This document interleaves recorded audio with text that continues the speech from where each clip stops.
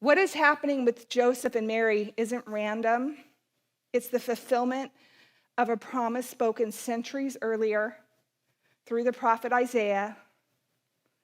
And they will call him Immanuel, which means God with us. And so the good news of Christmas is not that God sent advice from a distance. He didn't stay removed from the confusion, the pain, the unpredictability of human life. He stepped into it. He entered the mess. He chose to be present in the middle of it. And this matters because so many of us assume that God shows up once our life is cleaned up, once our faith is stronger, once we know more, once we get our act together. But Immanuel says just the opposite. God comes to us as we are, not as we think we should be or wish we were. It's like the difference between, someone texting you encouragement. That's always nice to get a text of encouragement, but you know what's so much better? Is when they're sitting next to you. When you feel their presence. The words might be the same, but the presence changes everything. You're not alone anymore. That's what Immanuel means, God with us. God is with you in the job that you never planned to stay in this long. He is with you in the financial stress that keeps you up at night.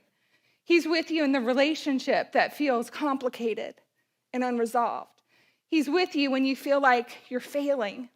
He's with you when you're exhausted from trying to keep everything from falling apart. This is where the shift happens. See, control says, I have to fix this. I have to make this work. I have to hold it together. But what this is inviting us into is surrender. Surrender says, God is with me. I'm not alone in this. I can release what I cannot carry. And Joseph still has questions. He still doesn't know how people are going to respond. He still doesn't know how the story is going to unfold, but he has something far more powerful than certainty. He has the presence of God. And the presence changes everything. It doesn't remove every problem, but it reframes every problem.